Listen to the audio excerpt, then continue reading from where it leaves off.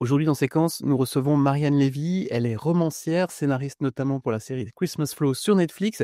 Et avec elle, on va décortiquer son genre de prédilection, la comédie romantique, la rom-com pour les intimes. Et ça, c'est juste après les petits audios de circonstances avec Maxence, bien évidemment. Ceci n'est pas un podcast ASMR.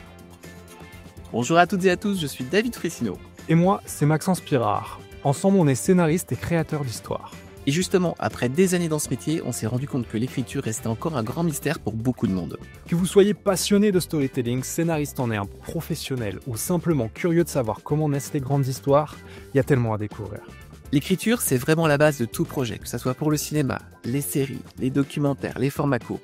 Et pourtant, peu de gens connaissent les rouages qui se cachent derrière ces récits. C'est ce qu'on explore avec Séquence, notre podcast qui plonge au cœur de la création d'histoires. Tous les 15 jours, on reçoit des réalisateurs, des scénaristes, des producteurs, des diffuseurs pour décrypter avec eux leur parcours, leur méthodologie, leurs astuces et aussi toute la partie business étonnante de ce métier. Et ce n'est pas juste pour les scénaristes, tout le monde peut y trouver de l'inspiration, que vous soyez auteur, créatif ou simplement fan d'histoires bien racontées. Et si vous aimez ce qu'on fait, une chose à faire, nous soutenir pour nous permettre de produire de nouvelles émissions plus régulièrement. Rendez-vous sur Patreon ou Tipeee via les liens en description. Le podcast est disponible en audio sur Spotify, Deezer, Apple Podcasts et en vidéo sur YouTube. Alors abonnez-vous, activez la cloche, mettez-nous 5 étoiles et relayez nos formats courts sur les réseaux sociaux. Merci pour votre soutien et à très bientôt pour un nouvel épisode de Séquence. À très vite. J'ai plus de 20 scénaristes sous contrat. Henri, c'est François. Que je te rappelle au sujet de notre scénario. C'est ça qu'on appelle un flashback? Nous sommes au regret de devoir vous annoncer que votre manuscrit n'a pas été retenu par notre comité de lecture. On ne peut plus se payer le luxe d'investir dans des choses aussi superflues qu'un scénario. Tu sais bien que je lis jamais les scénarios. Je vais lui faire une offre qu'il ne pourra pas refuser. Quand il s'agit de faire un film, les rêves ne suffisent pas. Je crée pour vivre.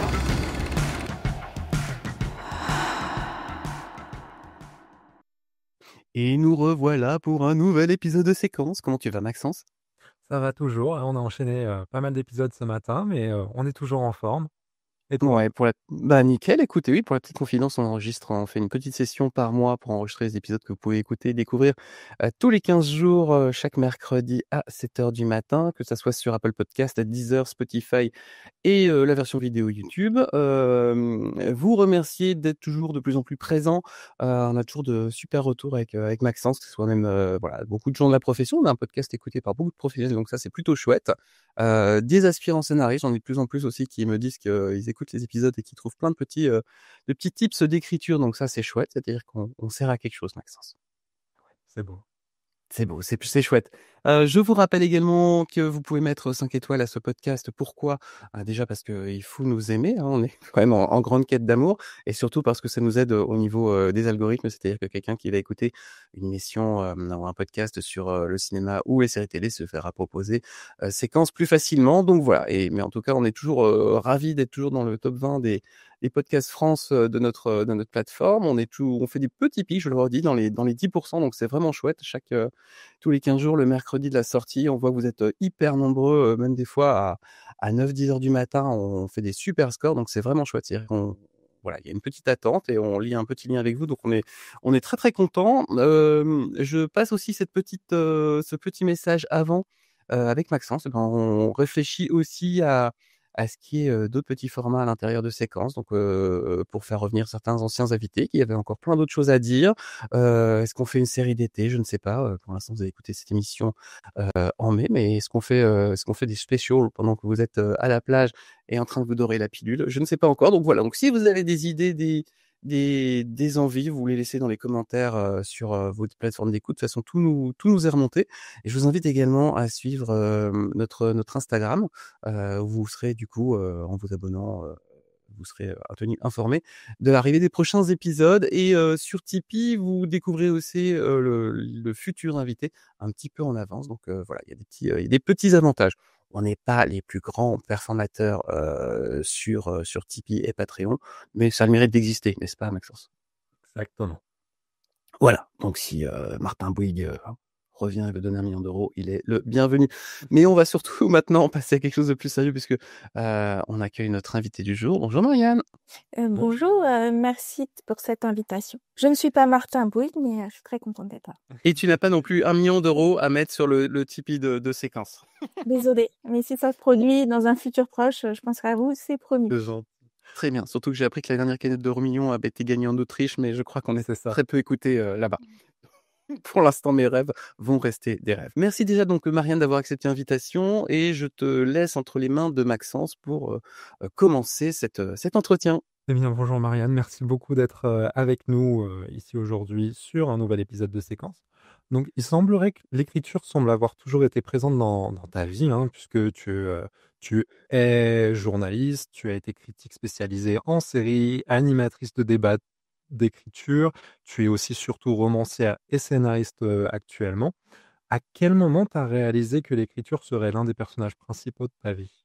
Merci donc encore pour cette invitation. Je suis hyper contente de parler d'écriture parce qu'effectivement, j'ai l'impression que l'écriture, elle a toujours été présente dans ma vie. J'ai été entourée de livres en fait, enfant. J'ai grandi dans une famille où le livre était quelque chose de viscéral, enfin c'était présent partout. Ma mère était médecin, mais elle aurait rêvé d'être libraire. Je ne sais pas par quel tour de passe-passe, mais en fait, elle avait une carte de grossiste, de libraire grossiste. Et du coup, tous les lundis, on allait dans un endroit incroyable faire le plein de livres, comme si elle était libraire. Et voilà, je crois que c'est la seule petite chose qui frisait avec la légalité que ma mère n'a jamais faite. Mais grâce à ça, en tout cas, voilà, j'ai baignée dans le récit, enfin toujours. Puis après, voilà, j'ai comme vous grandi, passé mon bac. Comme tout le monde, je savais pas trop ce que voulais faire en fait dans la vie. Enfin, comme beaucoup de gens en fait, à 18 ans. Et du coup, j'ai fait des études de droit en fait. Voilà, tous mes potes s'inscrivaient à la fac de droit. Ça m'inspirait pas plus que ça, le droit. Et c'est drôle parce que je me souviens qu'en première année, pendant les partiels, en fait, j'avais une prof de droit constit qui a rageusement annoté ma copie en disant que j'avais un style journalistique. Donc, c'était peut-être prémonitoire, mais j'étais pas devenir avocate, en fait. J'ai suivi tout ce cursus parce que mes amis étaient là, parce que c'était bien, parce que c'était sympa d'être étudiante, quoi. Et à la fin, il fallait quand même se poser la question de la spécialisation, en fait, voilà, c'est quoi la vie d'adulte? Et en fait, il se trouve que j'étais passionnée par le sport. Et voilà, j'arrive quand même au bout du processus d'études de droit. Je suis en 3e cycle, il faut choisir. Et tout d'un coup, passe dans mon radar l'idée du droit du sport. Et je me dis, ah, je vais pouvoir concilier quelque chose que j'ai appris, des compétences, avec un sujet qui me passionne, le sport. Et du coup, j'ai dévié. Et je me suis spécialisée en droit du sport. Donc, c'était vraiment chouette parce que voilà, j'ai pu faire des stages à Roland-Garros, enfin vraiment pénétrer les coulisses du sport, ce qui m'intéressait et ce qui a absolument un lien avec la narration et ma passion pour l'écriture. Plus tard, je vais vous faire la connexion. Et en fait, à un moment donné, je fais un stage à l'équipe. Ça devait durer 1 semaine. Et en fait, je suis restée 1 an. Je suis jamais repartie. Et je suis tombée en amour pour le journalisme. Je trouvais ça absolument fascinant de voir il y avait quand même beaucoup d'hommes encore à l'époque. C'était pas encore une profession qui était totalement féminisée comme aujourd'hui.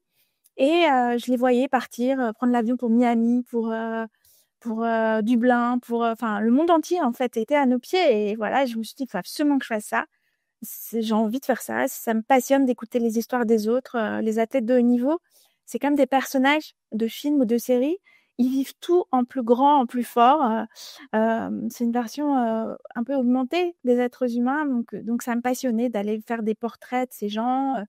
Voilà, pas seulement l'aspect voyage, mais vraiment leur humanité, en fait, qui avait cette dimension. C'est pour ça que je fais le lien avec l'écriture.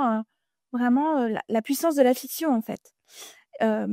Et ancrée dans une énorme honnêteté, parce que la plupart des athlètes de haut niveau, sauf ceux qui sont dopés, mais en l'occurrence moi j'ai beaucoup travaillé sur des sports où c'était pas le cas. Le sport de niveau, la performance, ça exige cette forme d'honnêteté et une forme de générosité, un don de soi que je trouvais très intéressant. Donc voilà, me voilà devenue journaliste sportive, enfin en devenir. Donc je passe l'école de journalisme, je la réussis et voilà, j'ai fait toute une première partie de ma vie comme journaliste sportif. C'était vraiment, j'ai rencontré des gens passionnant, j'ai vécu des choses très, très fortes émotionnellement et je pense que ça me nourrit aujourd'hui comme autrice, que ce soit dans mes romans ou dans les scénarios. Je pense que ça m'a imprimé, en fait, toute cette première partie de vie en expérience humaine et en situation extraordinaire, parce qu'un athlète de haut niveau, il est constamment mis en situation extraordinaire. Et enfin, en tout cas, moi, ce qui m'intéresse dans la fiction, c'est vraiment pas le réel. Donc, du coup, voilà, je pense que ça m'a nourrie. Je ne vais pas m'étendre sur ma vie privée parce que ça appartient à mes enfants, mais voilà, j'ai eu des enfants et je suis partie aux Jeux Olympiques, je suis partie longtemps et en rentrant, j'ai constaté que c'était pas hyper compatible avec la maternité de partir loin, longtemps, souvent. Et je me suis posé la question de qu'est-ce que je pouvais faire parce que j'avais une passion, voilà, pour mon métier de journaliste. Pour moi, le journalisme, c'est vraiment comme avoir une baguette magique et de faire tling et de pouvoir rencontrer tous les gens qu'on veut. Et moi, c'est vraiment quelque chose qui m'intéresse dans la vie, en tant qu'individu, en tant que femme, mais aussi en tant que professionnelle. Donc, je ne voulais pas renoncer à cette baguette magique. Et c'était le début des séries, en fait. En 2005, vraiment, on a essayé de, je veux dire, le deuxième, parce qu'il y avait déjà eu des âges d'or, parce qu'à un moment, on a un peu confisqué cette expression. Tout d'un coup, voilà, il y a eu des grandes séries avant HBO, mais HBO, en tout cas, c'était, voilà, ce moment-là, c'était passionnant. Il y avait des grands créateurs et je me suis dit, ben, je vais devenir critique. Ça, c'est quelque chose qui m'intéresse. Et en fait, à force d'interroger des créateurs, j'ai été inspirée par la fiction. J'ai eu tout d'un coup ce désir très très fort d'écrire des histoires. Et j'avais cette chance incroyable finalement de pouvoir me nourrir de leurs récits, même si il y avait toute cette première partie qui consistait à faire mon travail de journaliste, c'est-à-dire à les interroger pour voilà écrire mes papiers et tout. Mais ça pouvait se prolonger, on pouvait prendre un café, je pouvais poser toutes les questions que je voulais. C'était merveilleux. Moi, je pense que j'ai appris à écrire en regardant la télé en fait. Ce qui peut paraître paradoxal puisque j'ai d'abord été romancière. On m'aurait jamais laissé écrire un film comme ça. Alors je me suis dit, ben, je vais écrire un roman, même si je vais l'écrire comme si c'était un film. Voilà, vous savez à peu près tout ce parcours qui mène du droit constitutionnel à la comédie romantique, ce qui n'est pas forcément la voie la plus évidente en fait. Quand tu écris des articles, est-ce que tu arrives déjà à y intégrer des codes de scénarisation sur, le début de ton article, la façon de présenter l'athlète? Est-ce que tu avais déjà la possibilité de t'exprimer là-dessus? J'ai pas tellement été une journaliste d'actualité. J'ai toujours été une journaliste de personnages, même si c'était des personnages, en l'occurrence des personnes et pas des personnages. Mais ce qui m'intéressait, c'était de raconter ce qu'on appelle aux États-Unis des stories. Il y a beaucoup dans les magazines américains, enfin, ces stories, c'est-à-dire des grands papiers, qui soient des portraits, soit en tout cas une perspective, un angle et qui permettait de plonger dans le parcours d'un athlète et de lever une partie de son histoire. Donc, en tout cas, je pense que mes compétences journalistiques, enfin, leur spécificité, c'était vraiment déjà ce désir de raconter des gens ou des moments, plus que de donner des résultats, par exemple. Ça a dû être du coup un atout assez considérable si on pense par exemple au développement d'une Bible, des bios des personnages, ce genre de choses-là. Est-ce que tu l'as ressenti comme ça au moment où tu as commencé à creuser un peu plus pour présenter des projets? Je pense que la vraie richesse pour un scénariste, pour un auteur, pour un romancier, enfin pour n'importe qui raconte des histoires, moi je pense que c'est plus son expérience, sa vie, ses émotions, parce que finalement une Bible, enfin tous les passages obligés pour notamment pour créer une série, c'est très technique. Enfin, c'est des choses qui s'apprennent. Vraiment, ce qui est le plus important et ce qui fait la différence, c'est la personne derrière la Bible, c'est l'auteur qui a un point de vue, c'est la vie qu'il a eue, c'est ce qu'il a percuté, ce qui lui a donné à réfléchir, c'est son regard sur le monde. Ça, je pense que c'est quelque chose qu'on peut pas apprendre. C'est quelque chose qui comment dire, qui nous constitue en tant qu'auteur. Donc oui, je pense que ces rencontres, elles m'ont nourrie en tant que personne. Parce que c'était des gens dont certains sont devenus d'ailleurs des amis, c'est possible puisque je ne suis plus journaliste sportive, donc j'ai le droit de me lier d'amitié pour des gens que j'ai interrogés. Mais en tout cas, des gens qui ont des trajectoires et une force de caractère hors du commun. Et je pense plus d'ailleurs si ça devait avoir une forme d'impact sur moi en termes de process, ça serait plus sur le fait de se dire que dans notre métier, on prend 99% de non pour 1% de oui. Donc, ça nécessite une forme d'endurance, de marathonien, je pense. Même si on a tous des moments enchantés où les choses se produisent naturellement. Et en fait, je pense que c'est peut-être ça qui m'ont apporté ces athlètes. C'est que je les ai vus tellement de fois, en fait, se blesser, se relever, échouer, recommencer, que finalement, ce rapport au refus, en fait, c'est pas quelque chose que je prends personnellement. Je pense que je l'ai intégré par de l'expérience humaine, quoi, qui quelque part, nourrit ma réflexion de créatrice. Quand tu commences ton premier roman, ça va être une double question, c'est un peu ma spécialité. Est-ce qu'au départ, je préfère te prévenir, D'accord, je suis d'accord. est-ce qu'au départ, c'était un projet de série ou de film que tu transformes en roman? Et la deuxième chose, c'est comment tu te mets dans la méthodologie d'écriture du roman, en fait? Qu'est-ce que tu vas lire? Sur quoi tu vas te renseigner pour pouvoir, choper ces codes? Alors déjà, ce que j'ai envie de dire, c'est que ce premier roman, en fait, c'est un petit miracle. Ce qui m'est arrivé, ça arrive globalement jamais. En fait, j'avais écrit quelque chose et j'avais beaucoup avancé avec une éditrice qui aimait beaucoup une proposition que j'avais faite. Et finalement, ça s'est pas fait pour des raisons de marketing. Et ce travail-là, j'ai décidé de l'auto-publier. C'était le début de l'autopublication sur Amazon. Il y avait très peu de textes en français. Et il se trouve que ça a plutôt pas mal fonctionné. Et j'ai une amie qui était critique qui m'a dit, mais vraiment, il est cool ton roman, il est drôle. C'est déjà une comédie romantique. C'est vraiment, il faut continuer d'essayer de le proposer à un éditeur. Bon, elle le fait passer à quelqu'un qui travaille dans une grande maison. Moi, je me suis dit, j'étais déjà passée à autre chose, en fait. Vous voyez, j'étais dans ce process de je vais faire autre chose. Enfin, toujours écrire, hein, mais je m'accrochais pas à ce texte. Et peut-être un mois plus tard, j'ai reçu un mail d'une éditrice qui me dit qu'elle avait vraiment apprécié mon texte, qu'elle aimerait me rencontrer. Donc, je vais la voir, mais voilà, comme ça, on doit prendre un café, parler. Et en fait, ce café, c'est devenu un verre. On a dû passer 4 heures ensemble. Et c'était vraiment une chouette rencontre. Elle prenait les rênes de Pygmalion, qui est la marque grand public de Flammarion, qui publie entre autres Game of Thrones, pour vous dire à peu près située la maison d'édition. Et à la fin de ce verre, elle me dit, on se voyait encore à l'époque, et elle me dit, est-ce qu'il y a une autre histoire que vous avez envie de raconter et tout? Et en fait, j'avais vu un petit entrefilet dans un magazine féminin, un truc qui m'avait intriguée sur Jennifer Aniston. Et je m'étais dit, à l'époque, elle venait de se séparer de Brad Pitt. Et en fait, je me dis, c'est dingue, cette fille qui a ce talent et tout. En fait, elle est juste célèbre à cause de Brad Pitt. Et ça m'avait, je sais pas, ça m'a imprimé quelque chose dans ma tête. Et ça m'avait inspiré une comédie, une fille qui était obligée de rester dans l'échec amoureux pour pouvoir préserver son succès professionnel. Je trouvais qu'il y avait une forme de paradoxe qui faisait comédie et qui en plus qui faisait société. Aucune de mes comédies n'a pas de sujet, en fait. Je veux toujours écrire pour parler de quelque chose. Et je trouvais ça finalement assez injuste que j'avais imaginé cette histoire de fille qui devait vraiment, vraiment rester dans cette un peu posture de victime amoureuse pour pouvoir préserver son avenir professionnel. Et donc, je raconte ça en 2 lignes. Elle me dit, en 2 mots, puisqu'on était devant un verre. Elle me dit, envoyez-moi quelques lignes. Et puis bon. Donc, je lui envoie littéralement 4 lignes que j'ai gardées, hein. Je pense qu'un jour, je me ferai un t-shirt avec ces 4 lignes parce qu'elles me portaient bonheur. Et je reçois un mail presque quasiment en réponse avec une offre financière et une question, est-ce que ça vous convient? Et là, j'ai un peu halluciné, en fait, derrière mon ordinateur parce qu'en fait, c'est tellement difficile de se faire publier.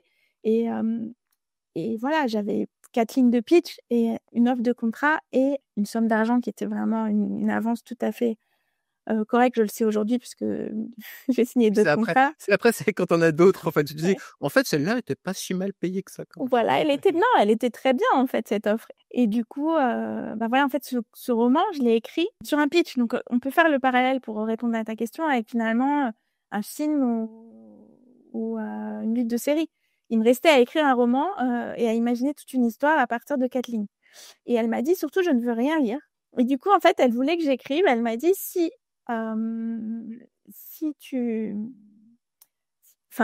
me le rendez avant, je vais influencer votre écriture. Je ne veux pas influencer votre écriture. Allez au bout de votre histoire. Et si on doit travailler, on travaillera. Donc, bon, me voilà partie dans ce roman.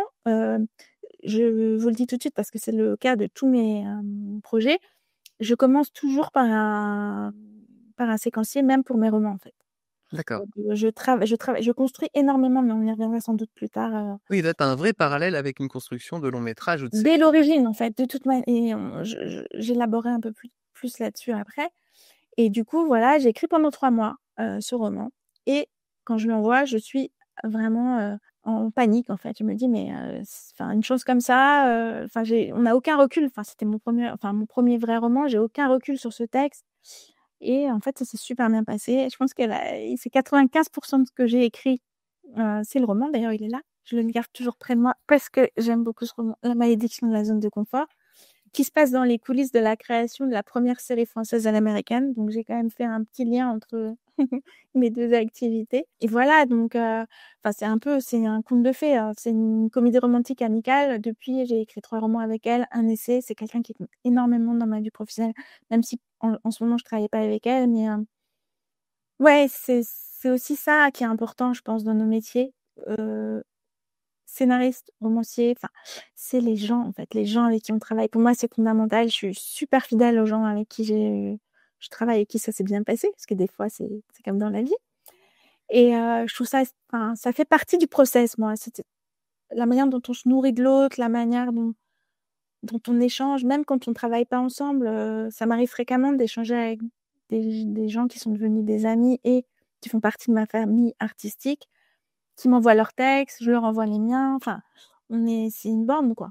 En tout cas, pour le processus créatif, d'emblée, je m'inscris dans une démarche scénaristique, même quand c'est un roman. Qu'est-ce qui va t'attirer dans tout ce qui est histoire contemporaine et comédie romantique? Qu'est-ce qui te donne envie de réécrire et de continuer à écrire, en fait, ce genre d'histoire?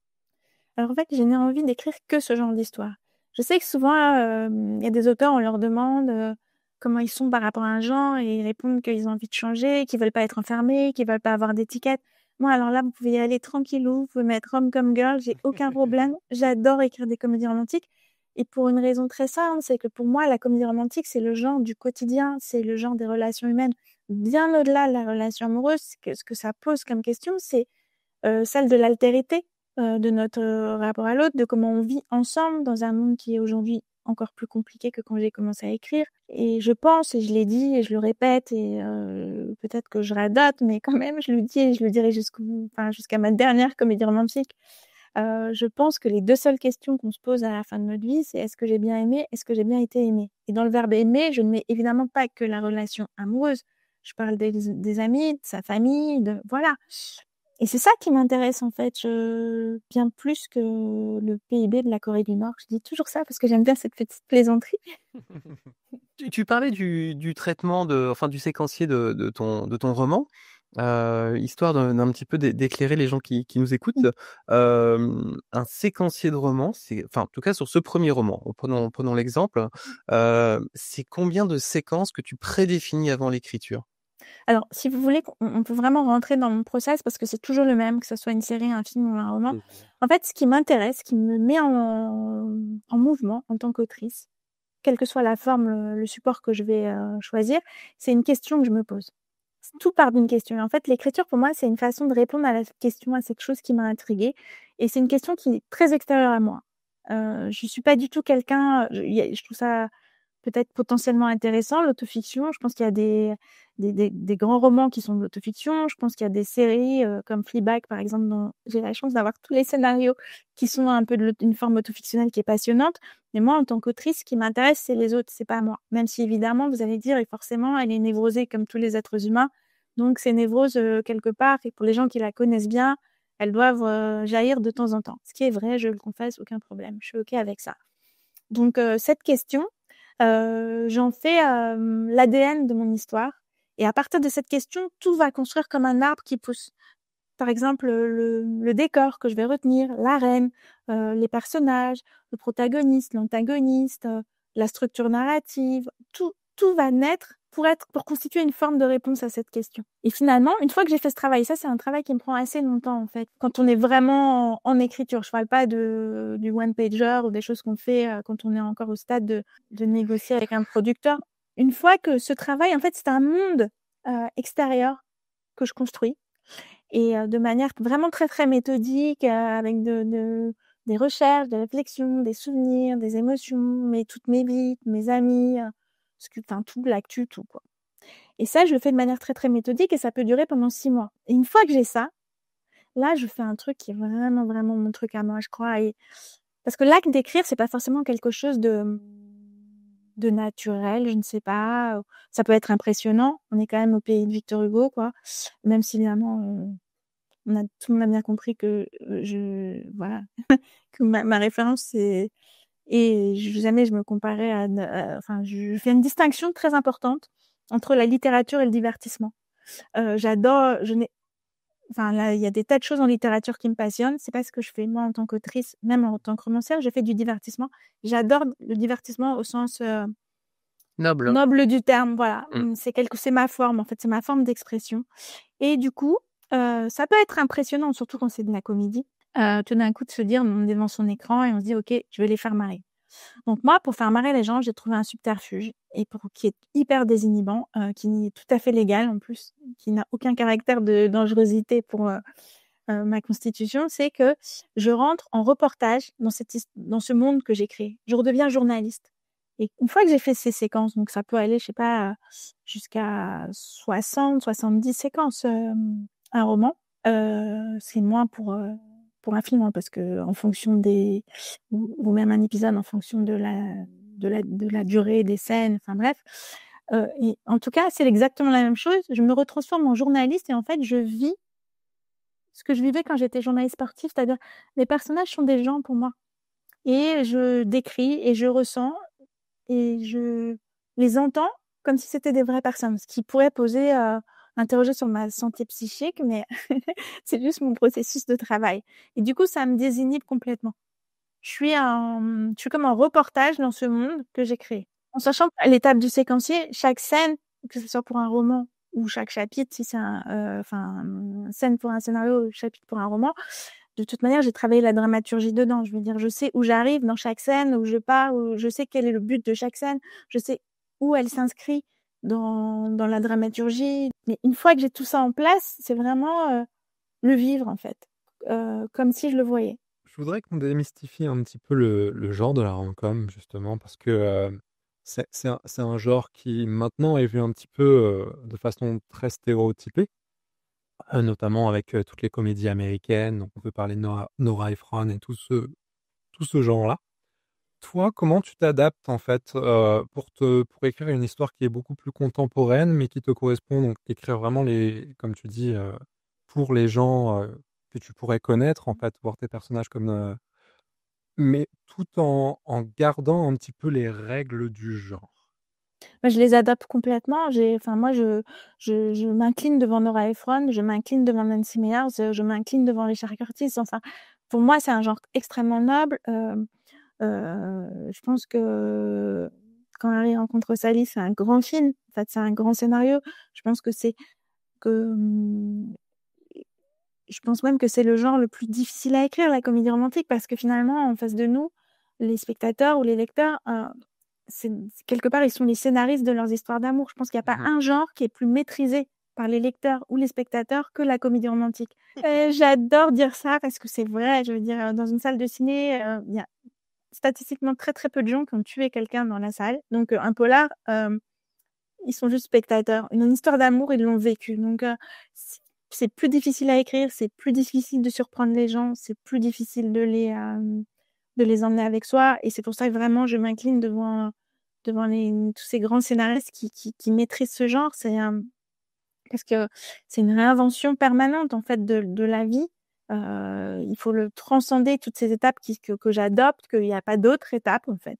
C'est les étapes d'une histoire d'amour qu'on suit, si on veut raconter une histoire d'amour. Donc après, ce qui est très difficile, c'est de transcender chaque étape, de se l'approprier. Et c'est là où, à mon avis, ce qui distingue un produit commercial lambda d'un film ou d'un roman une comédie romantique qui va rester, c'est l'auteur qui est derrière cette comédie romantique. C'est le regard qu'il pose sur le monde, c'est ce qu'il a à en dire, et c'est sa sincérité aussi à cette question. D'ailleurs, c'est intéressant de se dire que Nora Ephron était journaliste avant d'être scénariste.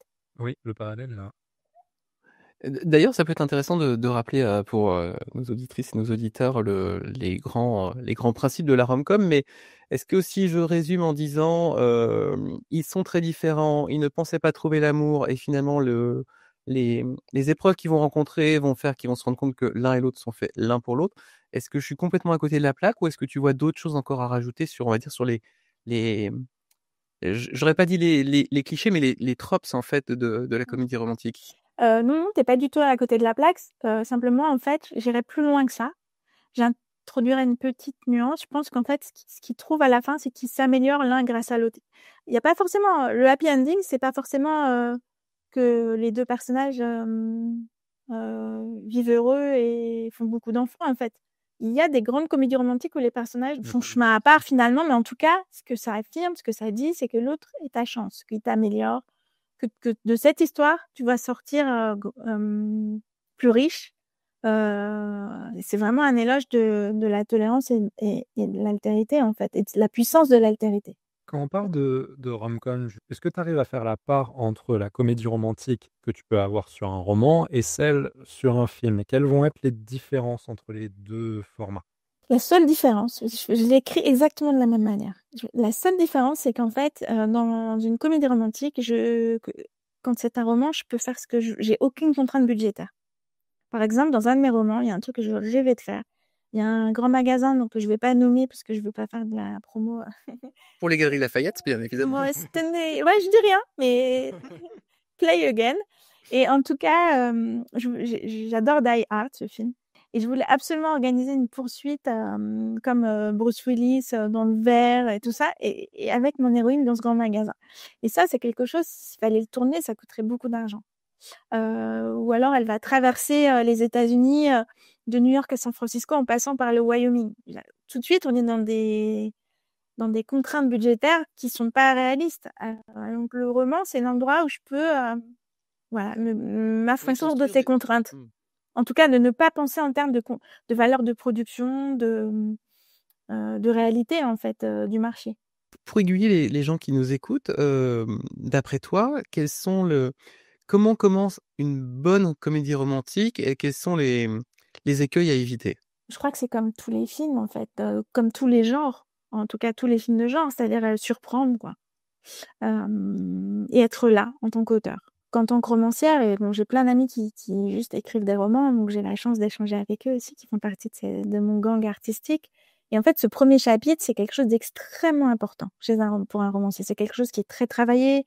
Et personne ne réécrit pas son premier chapitre au moins 15 fois.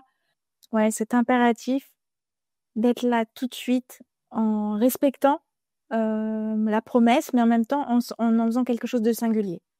Mais je pense que c'est le cas pour toutes les étapes de la comédie romantique, de toute manière. Je peux te donner un exemple qui est assez intéressant, pareil. Le premier Bridget Jones, ça commence très rapidement par elle qui chante, enfin, c'est pas le début, tout à fait le début, mais très rapidement, elle chante All by Myself sur son canapé. Je sais pas si c'est cette scène, tout le monde connaît cette scène. Ben, normalement, cette scène, elle était à la fin. Et il y a une pro-test, et en fait, Curtis monte le film, et personne ne rit. Et il a remonté tout le film, et il a déplacé cette scène pour la mettre vraiment assez tôt dans le premier acte. En fait, c'est ce qui reste du film, globalement, avec le pull moche de Colin Firth. Voilà, c'est une manière, enfin, il faut être là, il faut surprendre, et en même temps, il faut être... Je pense que c'est un genre où il faut être extrêmement universel, en fait, dans la manière de traiter les passages obligés. Il faut toucher à l'universel quand on fait de la fiction, mais là, particulièrement, je crois. Cet endroit, cette scène, elle, son pyjama, son désespoir, c'est quelque chose qui est intimement connu de tout le monde. Mais la manière dont il le fait, ça en fait une scène qui est drôle et qui est restée, en fait. Ou la scène de l'orgasme aussi, qui est derrière moi, quand il rencontre Sally, cette scène, en fait, elle n'était pas censée être tournée comme ça. C'était pas dans le scénario. Et en fait, je crois que c'est Meg Ryan qui, la veille du tournage, a eu cette idée, j'en ai ouvert et on lui a dit ok, on va le faire. Et quand elle est arrivée sur le plateau, elle avait plus du tout envie de le faire.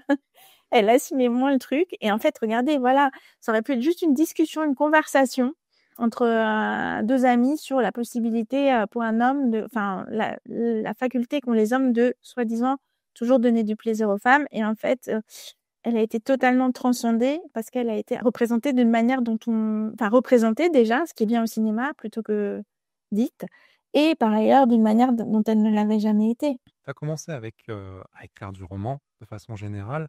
La voix intérieure que tu peux avoir pour tes personnages, est-ce que ça t'a manqué quand tu es passé justement au scénario ou alors tu as trouvé des parades, les voix off, des choses en fait pour essayer de pallier? Est-ce que c'était un outil qui a pu vraiment t'aider? De toute manière, mes textes ont toujours été extrêmement dialogués. Enfin, mes romans. Il y a énormément de dialogues dans mes romans, même si c'est pas tout à fait les mêmes dialogues, mais quand même. Et puis, j'ai toujours écrit, par exemple, la première scène de La malédiction de la zone de confort, qui est, en tout cas, dont ses droits ont été achetés 3 fois pour devenir un film. Et cette fois-ci, je pense que c'est, en tout cas, par des gens qui sont extrêmement motivés. Donc, cette première scène, dans ma tête, quand je l'ai écrite comme un film. J'ai vu même le plan, je peux vous le dire, en fait. Ce roman, quand je l'ai écrit, j'ai vu les yeux écarquillés d'une femme. Et je me suis dit, la caméra, elle fait un zoom arrière, et tout d'un coup, on la découvre allongée allongée. Et ensuite, on la découvre allongée sur une table chez un gynéco. Et ça, dans ma tête, c'était déjà comme un film, en fait. J'ai l'impression que le cinéma et les séries ont beaucoup plus influencé mon écriture romanesque que le roman. L'inverse. Et puis, comme c'était toujours très construit, ce que j'ai écrit, même mes romans, finalement, il y a la fameuse posture omnisciente du créateur qui s'amuse à tourner et retourner le spectateur ou le lecteur. Et j'ai toujours pensé comme ça, en fait. J'ai jamais pensé vraiment comme une romancière au sens orthodoxe du terme. On dit souvent que l'écriture d'une séquence, elle doit commencer par un effet moins et finir par du plus, ou commencer par du plus et finir par du moins. Ça, c'est Robert Mackie qui dit ça. Ouais, c'est ça exactement. Mais Mmh. je voulais savoir comment toi comment tu structures ta séquence, que ça soit roman ou scénario. Moi, je la structure plus par étapes de narrative et pas par plus et moins. Je suis plus team Truby que team Mackie. Et ça s'inscrit dans une séquence de scène. C'est un hommage que je vous rends. Et en fait, cette scène, elle a une fonction dans cette séquence. Donc, elle a une fonction aussi dans la trajectoire de mon personnage. Une fois que je sais que je dois écrire cette scène, j'essaye de penser à plusieurs entames possibles. Comme j'écris des comédies, j'écris que des comédies en fait, donc il faut aussi, il faut vraiment moduler la comédie avec l'émotion, parce qu'on peut, surtout quand on débute, on peut avoir la tentation d'en faire des caisses pour faire les gens, et en fait, trop de rire tue le rire, donc c'est vraiment comme une musique, je dirais. Chaque scène est un petit morceau de musique, et j'ai toujours cet impératif de la surprise. En fait, c'est très important pour moi de surprise, parce que la surprise est de surprendre. Je suis pas douée pour le réel, en fait. Moi, je suis venue pour écrire des choses que je ne pouvais pas vivre. Ce qui m'intéresse, c'est ce qui ne se produirait pas. La seule chose qui est nécessairement vraie, et ça, c'est quelque chose de fondamental, c'est la vérité des émotions. Et je vais être honnête par rapport à ça, c'est ce qui m'intéresse, puisque ce qui m'intéresse, c'est nos relations. Pour apporter une réponse à la fameuse question que je me pose toujours au début d'un projet, je passe par la fantaisie. La fantaisie, c'est un mode d'expression chez moi. Et j'aime beaucoup le burlesque aussi. J'aime beaucoup les situations over the top. Je pourrais pas faire des chroniques, par exemple. Ça m'intéresse pas tellement et je suis pas tellement douée pour ça, quoi. Parce que j'adore retourner la manche. J'aime bien prendre les choses à l'envers, en fait. Je me demande souvent qu'est-ce que quelqu'un ne ferait jamais. C'est pour ça que je suis vraiment pas du tout une autrice de la réalité. À quel point tu te laisses surprendre par l'aventure que tes personnages vont un petit peu mener? Sous-entendu, comment tu gères tes réécritures? C'est-à-dire, par exemple, tu vas vraiment avoir toute une structure planifiée, mais tu te rends compte que au moment, ton personnage, il devrait faire complètement autre chose. Je pense que le roman et le scénario, c'est quelque chose de différent parce qu'il n'y a pas du tout les mêmes enjeux financiers. Enfin, je veux dire, quand on signe, quand on développe, quand on écrit un film, par exemple, c'est le dernier projet que j'ai fait, le plus récent, j'ai écrit un film. Là, on est,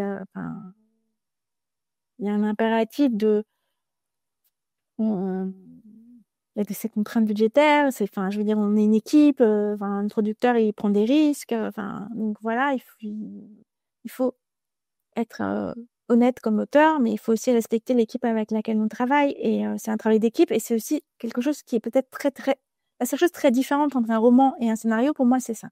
C'est le fait de pas être seul. Et moi, je suis plutôt une Moi, par exemple, j'adore Friday Night Lights, donc vous comprenez tout de suite que moi, ce que j'aime, c'est les équipes, c'est un truc du sport, quoi. Et voilà, j'adore travailler avec des gens. Et pour moi, un scénario, c'est un travail de collaboration avec la prod de toute manière, avec le réal. Le film que je viens de terminer d'écrire, le pitch, je l'avais fait lire à une réalisatrice que j'adore, donc j'avais adoré le film. Et elle m'avait dit, bon, bah, ouais, ça m'intéresse ton histoire, mais voilà. Et j'ai écrit le scénario, j'ai écrit les 3 versions, j'ai travaillé avec des prods avec qui ça s'est super bien passé. Et je lui ai donné ma 3e version et il se trouve qu'elle est montée sur le film, donc je suis contente.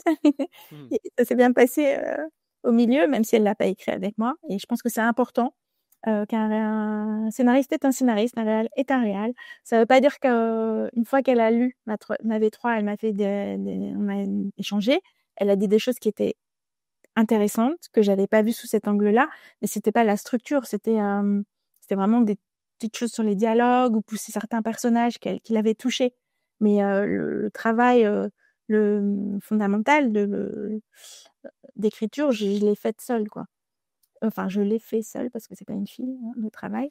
Pour le roman, je me laisse surprendre plus que pour le scénario, parce que donc on n'est pas du tout dans les mêmes données d'investissement budgétaire, même si je me plains pas du tout comme romancière et je sais que j'ai la chance d'écrire enfin dans des bonnes conditions. Et ça pour un éditeur, le risque n'est pas du tout comparable avec le risque d'un producteur. Donc oui, j'ai fait tout ce process comme je vous l'ai décrit, séquencier. Mais après, par exemple, dans le roman dont je vous parlais tout à l'heure, où la fille traversait les États-Unis, au début du roman, moi, j'étais sûre j'avais prévu qu'elle termine avec un type, et en fait, elle a terminé avec un autre. Parce que pendant l'écriture, il se trouve qu'il m'a plus amusé, il a pris le pouvoir. Donc ça, je pense que dans l'écriture romanesque, ça peut m'arriver. Dans l'écriture scénaristique, vraiment, je suis très, très, très, très soucieuse de la structure de la comédie romantique. C'est des rouages très bien huilés, donc bouger un truc, c'est détruire autre chose. Donc je préfère prendre le temps qu'il faut pour construire ma V1 et faire les ajustements à ce moment-là. C'est plus pour aller au bout d'une idée. Par exemple, le film là, que j'ai fini d'écrire, c'est un film Corel. Il y avait une des storylines, c'est la première fois que je fais ça, et c'était cool de le faire. Une des storylines que j'avais fini d'une certaine manière, et en fait, je me suis rendu compte qu'il manquait, en échangeant justement avec la réelle, peut-être une scène, mais qui n'était pas une modification, qui était une prolongation, qui donnait un point final qui était plus fort à la storyline de ce personnage. Donc oui pour le roman, beaucoup moins pour le scénario. Mais parce que ce travail peut-être de questionnement, il existe. Je dis pas qu'il n'existe pas. Moi, je pense qu'il existe en amont, en fait, avant que je fasse ma première version. Et enfin, je ne la rends pas tant que techniquement les choses ne fonctionnent pas, quoi. Selon toi, qu'est-ce qui change dans la rom-com si le personnage principal est une femme ou un homme, et même on peut imaginer orientation sexuelle, ce que tu veux. Qu'est-ce que fondamentalement ça vient changer dans la rom-com selon toi? Pour moi, ça change rien. Pour moi, c'est un être humain. En tout cas, c'est ma façon de voir les choses. Et en fait, c'est même quelque chose que je défends dans ce que j'écris, que ce soit des romans ou des scénarios. En fait, c'est quelque chose de très important. Enfin, l'universalisme, c'est quelque chose de très important pour moi. De par mon histoire familiale, c'est quelque chose. C'est aussi pour ça que j'écris des comédies romantiques. C'est pour porter ces valeurs-là. Enfin, c'est quelque chose qui est très important pour moi. Mon 2e roman, par exemple, je me suis mise dans la peau d'un homme, j'ai adoré l'écrire, j'ai pas demandé l'autorisation. Et alors, évidemment, la question qu'on me pose, c'est comment tu fais pour être un homme? Et la réponse, c'est j'ai écrit l'homme que j'aimerais bien, que j'aime, en fait. Je m'en fous, je fais pas d'enquête ou d'études ou de recherche sociologique pour savoir ce que c'est qu'un homme de tel âge, tel démo, machin, tout ça. J'écris l'homme que j'aimerais être, en fait, dans cette situation. Ce qui peut être un homme horrible, ce qui est le cas dans La Malédiction. Il y a un producteur, parce que ça se passe dans les coulisses de la création d'une série qui est horrible, mais qui est un très bon ami, mais c'est un être humain horrible. Mais j'ai adoré être un homme horrible, je le revendique. En tout cas, c'était ma conception de l'homme horrible. Nous, on est très gentils, alors on se sent pas dit. Mais et c'est drôle parce que d'ailleurs, il est très politiquement incorrect. Il est super border, mais en fait, ce premier roman, j'ai vraiment beaucoup été dans des salons du livre. J'ai rencontré énormément de lectrices et en fait, elles m'ont toutes réclamé un spin-off sur ce personnage horrible, d'homme horrible. Donc c'est drôle. Ça m'a fait marrer, en fait. C'était celui-là, en fait, qui leur plaisait le plus. En fait, je pense qu'il faut être honnête par rapport au sujet dont on s'empare. Il faut avoir quelque chose à dire sur la question. Je pense que si on y va un peu cyniquement en disant, voilà, en ce moment, on parle beaucoup des questions du genre, mais qu'on n'a rien à en dire, le travail qu'on va livrer va pas être très intéressant. En tout cas, moi, je vais jamais aller sur un sujet qui ne me questionne pas et sur lequel j'ai rien à dire, quoi. Justement, je voulais parler de ton livre donc, qui s'appelle Ces héros ratent leur vie pour que tu réussisses, qui est considéré être du coup de la série-thérapie. Et je voulais savoir en fait, qu'est-ce que tu entends par série-thérapie vraiment et qu'est-ce que ce livre engage? Alors, en fait, ce sous-titre, c'est un peu une blague, en fait. Parce que comme on fait de la thérapie avec tout et que on s'est dit que et comme c'est quand même un essai qui est très particulier parce que ces héros qui ratent leur vie pour que tu réussisses la tienne, ça parle de manière, j'espère drôle, de pouvoir cathartique de la fiction. En fait, ce livre, il est né de quelque chose, d'un travail que j'ai fait pendant assez longtemps. Pendant 2 ans et demi, j'avais créé un blog qui s'appelle I Love TV So What, à l'époque où les blogs existaient encore, il y a très longtemps. Dans chaque semaine, en fait, sur ce blog, j'écrivais une lettre en français et en anglais à un personnage dont j'allais devoir me séparer puisque la série se terminait, ou un personnage qui m'avait profondément impacté. Et je l'écrivais, chers animateurs de séquences, et puis voilà. Et j'ai fait ça longtemps, justement en parlant à mon éditrice Florence Autain. Un jour, il dit, mais on devrait faire une compilation de ces lettres, parce que c'est un essai épistolaire, du coup, parce que tout le monde me demande tout le temps, comme les gens savent que je suis aussi critique, qu'est-ce qu'il faut que je regarde, c'est quoi la dernière série sympa, on va à n'importe quel dîner, au bout de 2 secondes, c'est la question qu'on va me poser. Donc je réponds même avant que les gens ouvrent la bouche, j'anticipe. Et en fait, je me suis dit, c'était sympa parce qu'en fait, ces personnages m'ont profondément modifié. Je les ai appelés mes BFFF, Best Fiction Friends Forever. Et je me suis dit que, ouais, la fiction, ça nous aide à voir le monde autrement, ce qui est mon credo. Et du coup, on a regroupé ces lettres à des personnages par thème de la vie quotidienne, le bureau, les amis. Et en fait, c'était vraiment une compile de ce travail que j'ai fait pendant 2 ans et demi pour m'aider à me séparer de personnages dont vraiment, sincèrement, j'aimerais être l'ami, en fait. Je pense qu'ils nous modifient vraiment. C'est pour ça ce titre, ces héros qui ratent leur vie pour que tu réussisses la tienne, c'est que ouais, les conflits qu'ils doivent surmonter, puisque c'est des personnages, ils nous enseignent des choses, je trouve. Ils nous apprennent à vivre, en tout cas. Quand tu dois proposer de faire de la fiction télé, quelles ont été tes appréhensions par rapport à ton expérience de romancière? J'ai pas eu d'appréhension. J'ai juste reçu un jour un coup de téléphone un peu surréaliste. Je suis un peu la spécialiste des situations surréalistes où on m'a proposé de faire ce projet, quoi. On m'a dit, est-ce que ça te tente? Donc, je dis, ben oui, ça me tente. Après, j'avais pas d'appréhension parce que je suis critique depuis très longtemps, hein. Coutume de dire que j'ai l'équivalent de la bibliothèque d'Alexandrie, un épisode de série télé dans ma tête.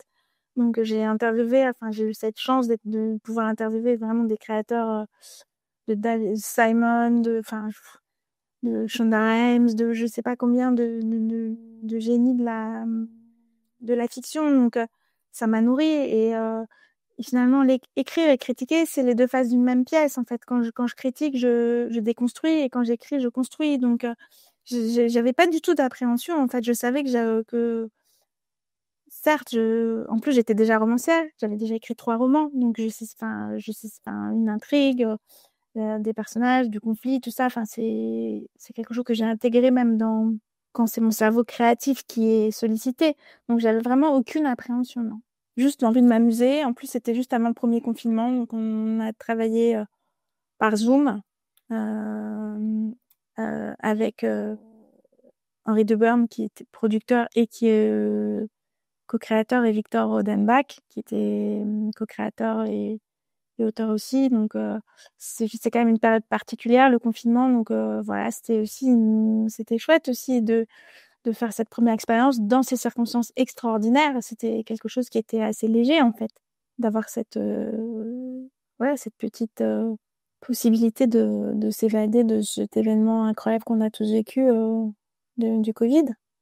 De façon générale, comment tu gères les retours, éditoriaux ou de production sur tes projets?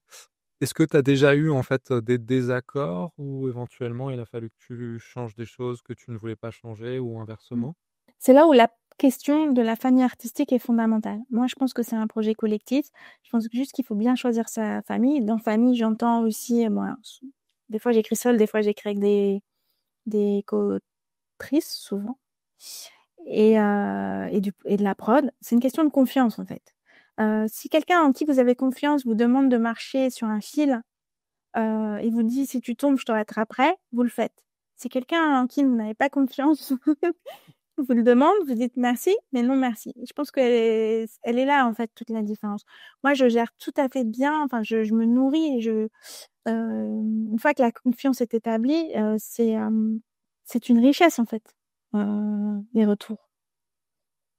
Ça c'est problématique quand il y a pas de confiance ou quand on voit pas ou alors il peut y avoir confiance, mais une vision du projet qui est divergente.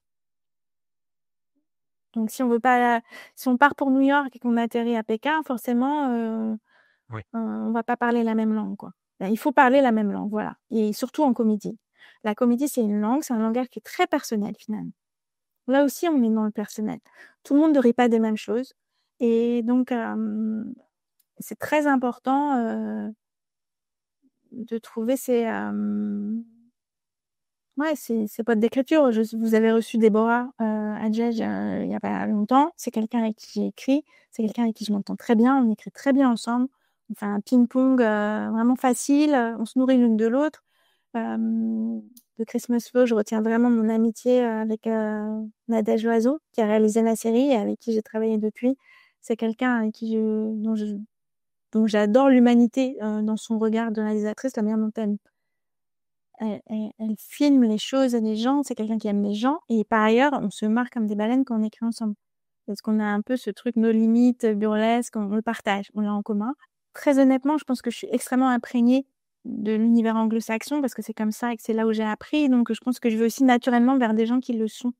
Ce qui ne signifie en rien que enfin, il y a des tas de scénaristes qui sont plus typiquement français, de réalisateurs français qui sont géniaux et dont j'adore le travail. Après, moi, je pars d'y aller moi en tant qu'autrice. Je peux apprécier un cinéma, mais que ce soit pas mon endroit de création. Donc, je vais peut-être plus spontanément vers. Enfin, d'ailleurs, je vais pas peut-être, je vais tout à fait spontanément vers les gens qui sont dans cette espèce de générosité de narration. Moi, je me dis tout le temps quand j'écris une scène, qu'est-ce que je vais faire au spectateur? Comment je vais le surprendre? Comment je vais le faire rire? J'écris pas tellement pour moi, en fait. J'écris vraiment pour rencontrer l'autre. Sur les formats, Christmas Flow, si je dis pas de bêtises, c'était un 3 épisodes. Est-ce qu'aujourd'hui c'est le format vers lequel tu te diriges ou est-ce que tu es plus attiré par du 6x52 pour avoir peut-être plus de liberté de développer les personnages ou de l'unitaire? Tu as été comment par rapport à cette histoire de format qui nous impacte tous en général? Là, vraiment depuis cette première expérience, j'ai vraiment je suis beaucoup plus sur des films de cinéma ou des unitaires. Il y a peut-être un projet que j'ai envie de faire avec une réalisatrice qu'on écrit en anglais, du coup, avec une réalisatrice qui n'est pas française. Parce que je pense qu'une série, et ça, je pense que c'est aussi mon expérience de critique là, c'est quelque chose qui est finalement éminemment personnel. Enfin, en tout cas, une série telle que j'ai envie se lancer dans du 52 minutes, dans des 10 fois, ou même 10-6, je pense qu'il fait une autre démarche. Et puis peut-être que je suis une déformation journalistique aussi. Ça veut pas dire que j'aime pas. Moi, je ferais peut-être plus du 26, par exemple. C'est normal, j'écris de la comédie. Si je vais sur une série, si tout d'un coup j'ai une idée, quelque chose, et je pense à cette petite idée qui a jailli récemment, ouais, on pense en 26, je pense pas en 52 minutes.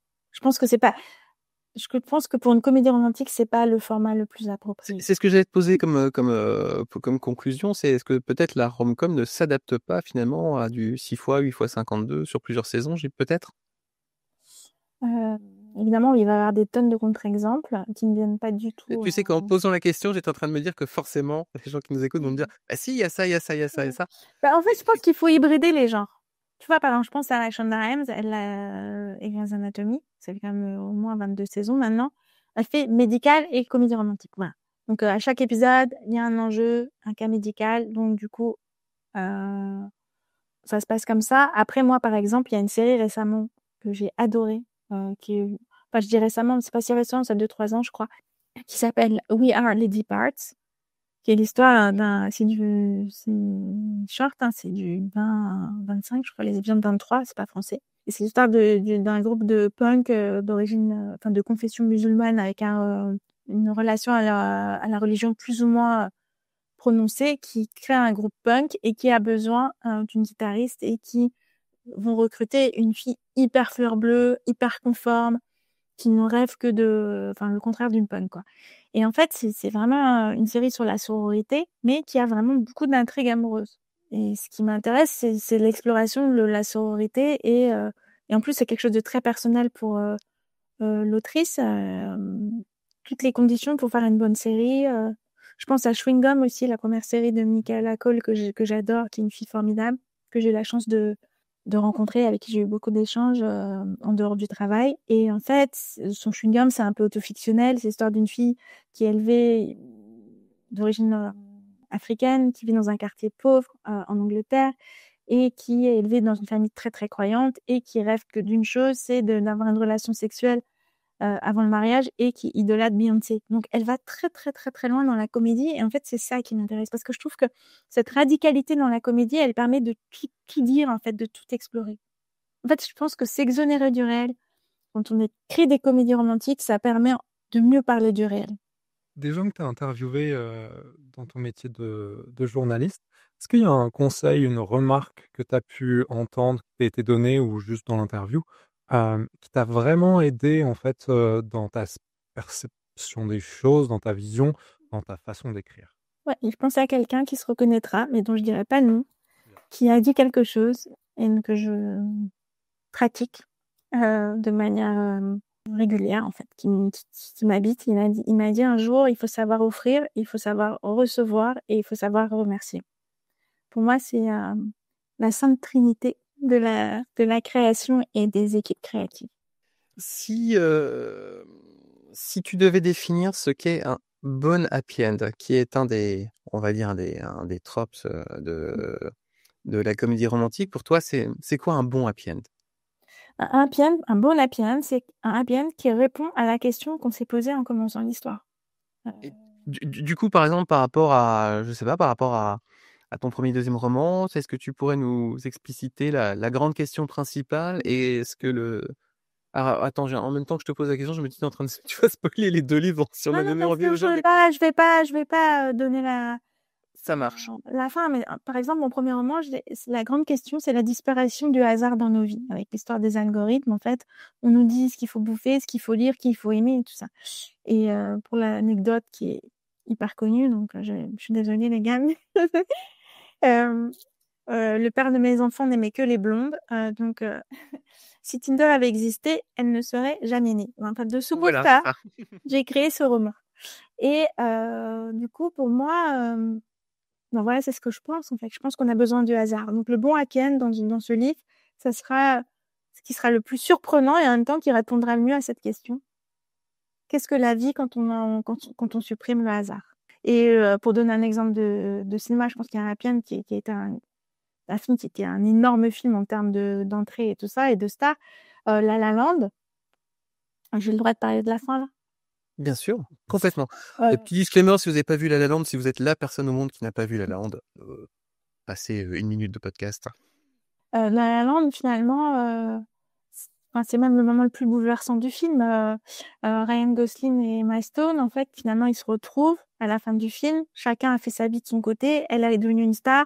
Lui a ouvert son club de jazz. C'était leur rêve initial quand ils étaient des personnes à Los Angeles. Enfin, quand je dis personnes, c'est-à-dire quand ils essayaient de percer, en fait, dans l'industrie. Ils ont réussi chacun, mais ils n'ont pas réussi ensemble. Et en fait, il y a un moment qui est vraiment très, très, très beau où Chazelle nous montre ce qui se serait passé s'ils avaient été ensemble. S'ils avaient réussi ensemble, mais en fait, ils n'ont pas réussi ensemble. Donc, je trouve ça très beau, ce que ça montre, c'est que ce que je vous dis, et c'est pour ça que j'écris des comédies romantiques, et c'est pour ce que je pratique dans ma vie de femme aussi, d'être humain, c'est tout ce que l'autre nous apporte, en fait. Et pourtant, c'est pas un happy end au sens classique du terme. Ils sont pas ensemble, quoi. Ils ont trouvé un accomplissement romantique, mais pas l'un dans l'autre. En revanche, grâce l'un à l'autre, ils sont devenus ce qu'ils ont rêvé d'être. Et ça, je trouve ça très beau. Tu nous parlais justement que tu coécrivais souvent avec d'autres co-autrices. Quand tu es seule à écrire seule ou justement avec quelqu'un, comment tu vas départager un petit peu le travail? Non, ça dépend vraiment des projets. Ça dépend si c'est un projet qui est un projet à moi. Ça, des fois, j'écris des projets sur lesquels des amis me disent: est-ce que tu as envie d'écrire ça avec moi? Je pense à Lise Barenboim, par exemple, avec qui je m'amuse beaucoup en écrivant. Je pense à des femmes avec qui j'ai envisagé de travailler, puis finalement le projet, c'était pas ce projet sur lequel on devait se rencontrer. Je pense à Muriel Magellan, dont j'adore le cinéma et dont j'adore l'écriture et dont j'adore le regard sur le monde. On a ça en commun. Elle a aussi défend ses valeurs universalistes en tout cas. Je pense à Shirel Peleg aussi, cette scénariste israélienne que j'adore, qui est brillantissime. Ça vraiment dépend des projets et des personnes en fait. Des fois, on prend la main, on écrit un truc, on passe à l'autre qui passe dessus.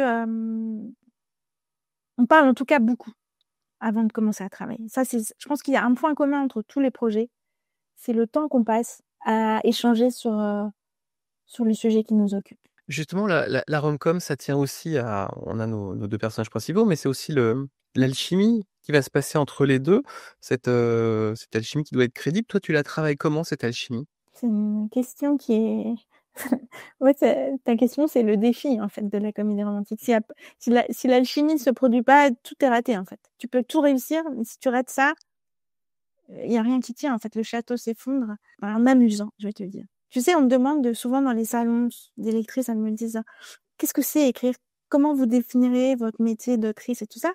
Et je dis souvent, et je sais que ça a l'air naïf, mais c'est pas grave, je pense que la naïveté, c'est aussi une qualité quand on a un auteur, en fait. C'est tellement un Everest d'arriver au bout d'un projet, un roman, c'est un petit Everest. Mais un film, c'est un énorme Everest. Donc, je pense qu'il faut préserver cette part de naïveté et d'enfance. Parce qu'il faut avoir c'est cette énergie-là, c'est très précieux, en fait, de cette faculté de croire que c'est possible. Et oui, je dis souvent, moi, ça me ramène à l'époque où j'avais 6 ans et que j'étais allongée dans le couloir chez mes parents et que je jouais au Playmobil. Et que j'avais ce teint et je disais ta ta ta, il arrive et ta, il se passe ta. Moi, j'ai besoin de m'amuser quand j'écris.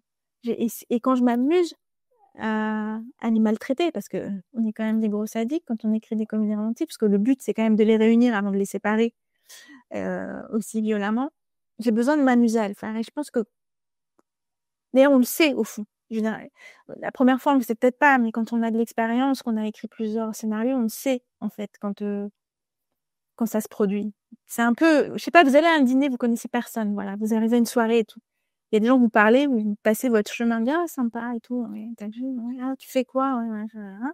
Puis il y en a d'autres, ils vous versent un verre et ils disent, ah, attends, ah, toi aussi t'aimes ça? Et tout de suite, la conversation s'engage. En fait, c'est ça qu'il faut trouver c'est de cette alchimie-là, en fait, qu'il est question, celle qu'on cherche. Et en fait, on le sait parce qu'on l'a vécu. Ça nous renvoie à ce que je vous ai disais au début. Tout ça, on l'a vécu, donc on le sait, en fait, quand ça se passe. Est-ce que tu peux avoir une petite appréhension? Parce que dans le roman, tu le disais très justement, tu maîtrises tout, tu es presque omnisciente, tu es une reporter. Et à partir du moment où tu vas le passer en fiction, ça va être joué par des comédiens. Est-ce que toi, tu as une petite appréhension à te dire d'un coup, cette alchimie que j'ai à l'écriture, on connaît, il y a pas mal de films où les comédiens principaux se détestaient et parfois, ça peut être aussi un gros souci de... Même sans aller jusqu'à le fait de se détester. Après, voilà, c'est quelque chose qui nous échappe, c'est un travail d'équipe, voilà. On ne sait pas quel comédien, voilà, là, ce que j'ai fini d'écrire, je ne sais pas qui sera mon héroïne, je ne sais pas qui sera mon héros, c'est des choses qui sont en train de se décider en ce moment. C'est là où ce qui est le plus important, c'est vraiment l'équipe avec la réal. Et pour reparler de Nadège, par exemple, le projet que j'évoque là, c'est pas quelque chose que je fais avec elle, donc c'est pas, il n'y a pas de révélation. Je me promets, un jour, je reviendrai et je vous dirai que des choses que j'ai pas le droit de dire. Mais pas aujourd'hui. Totalement confiance en elle, en fait. Elle comprend ma comédie. Donc, en fait, le défi, c'est le tempo de la comédie. C'est comprendre et quand on a la même langue, en fait, on fait confiance. En fait, c'est son métier. Elle sait super bien le faire. Elle sait diriger les comédiens. Elle a compris. Elle me connaît. Elle sait ce que j'ai voulu dire. En fait, c'est qu'on n'a pas besoin de se parler. Et en plus, moi, je suis quelqu'un d'accueillant. En fait, j'ai envie de faire confiance aux gens, quoi. Donc, même si peut-être j'avais en tête un autre acteur ou une autre actrice, ben, moi, je suis partante, en fait. Puis Pierre Ninet n'est pas disponible tout le temps non plus. Toi, tu veux savoir mes infos. Hein. C'est ça.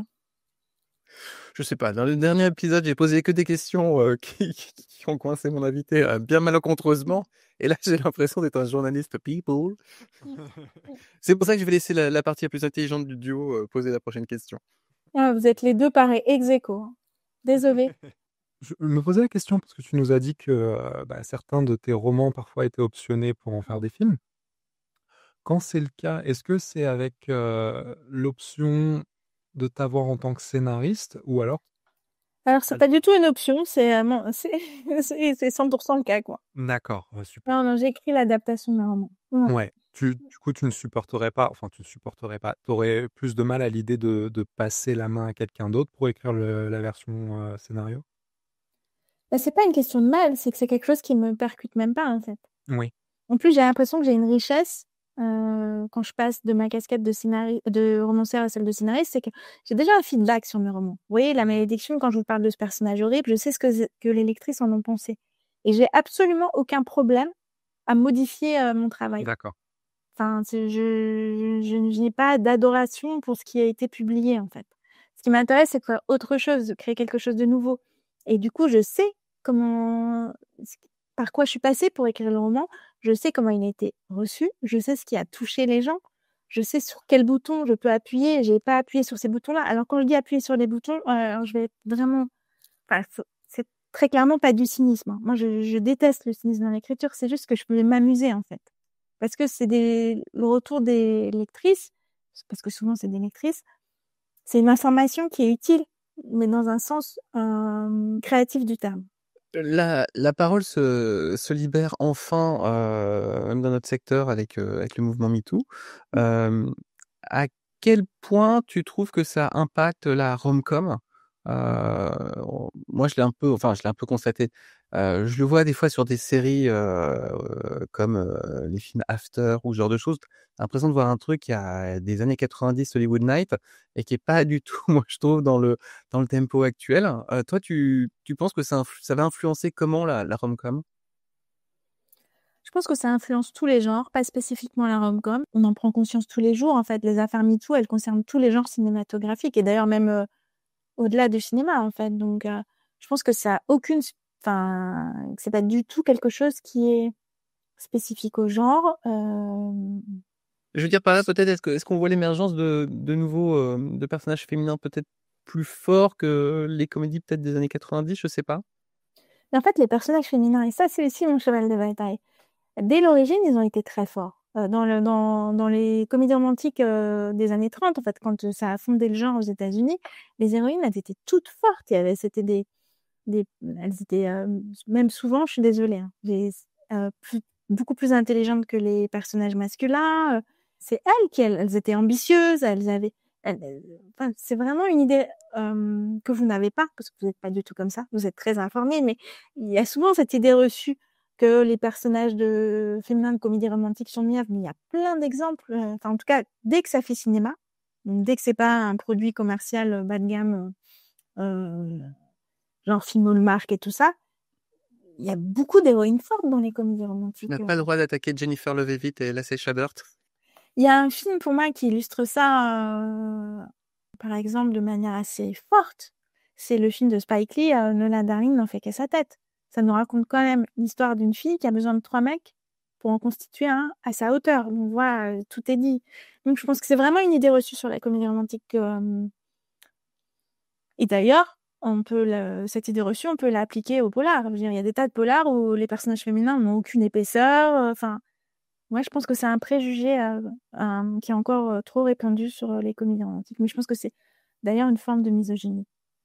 Pas de votre part, évidemment, hein, mais je veux Non, parce que dire, la question était justement était pour t'amener justement à ça.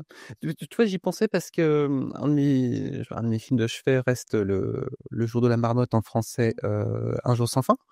Le personnage de Meg Ryan est très en deçà, et c'est vrai que c'est le seul reproche que moi je faisais quasiment au film, c'était par rapport à ça en fait, où c'était un personnage qui était très gentil. Autant je suis tout à fait d'accord, c'est-à-dire que je pense qu'on arrive dans l'ère des gentils, et moi je suis très très content de ça. enfin, moi, j'adore Belle ça. époque. Hein. Moi, je revendique ça. Oui. Vive la gentillesse, quoi. Et en Ouais. particulier dans nos métiers qui sont, voilà, c'est une entreprise longue, qui nécessite beaucoup d'énergie.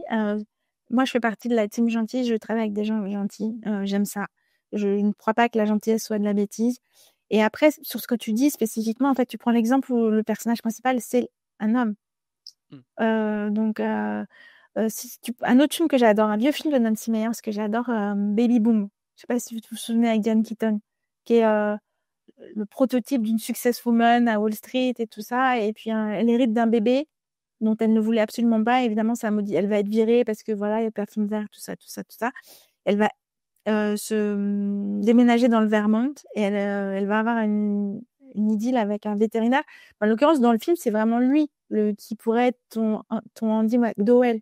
Parce que je pense que c'est une question d'importance du personnage. Quand tu arrives à des scènes, on va dire, qui sont vraiment pivots, que ce soit le baiser, la rupture ou la retrouvaille, est-ce que tu vas y mettre une attention toute particulière ou alors tu vas l'écrire vraiment intuitivement? Alors, je n'écris rien intuitivement. Je mets une attention du premier mot au dernier, quoi. Encore une fois, dans mon process, c'est la phase de création. C'est vraiment, il n'y a rien d'intuitif. Tout est ultra technique, Ouais. très travaillé, très pensé.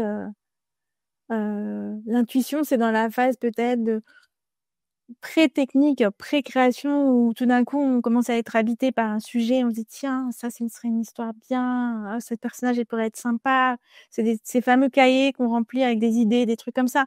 Mais après, une fois qu'on se met au travail, un scénario, c'est de la technique. C'est vraiment de la technique. C'est quelque chose qu'il faut maîtriser. Ça s'apprend.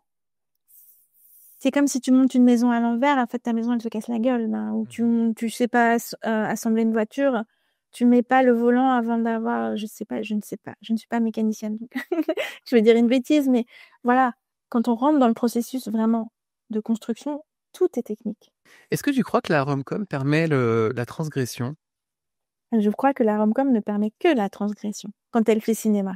Elle n'est pas transgressive quand elle n'a pas cette ambition, en fait, de raconter le monde.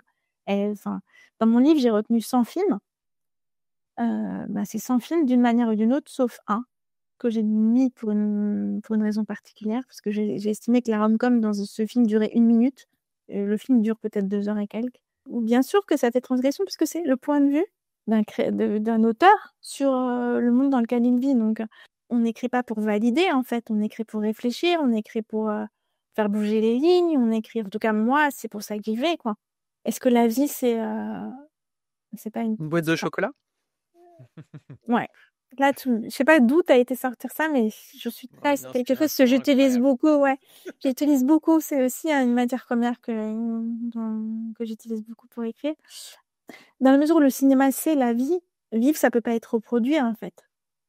Donc, faire cinéma, ça veut dire transgresser. L'ADN du cinéma, c'est le conflit. Qui dit conflit, c'est l'unité de base de la fiction. Donc, qui dit conflit, dit transgression. Après, c'est une question de magnitude. On peut transgresser un peu, beaucoup. D'ailleurs, le même cinéaste, d'ailleurs, va pouvoir transgresser dans une magnitude différente.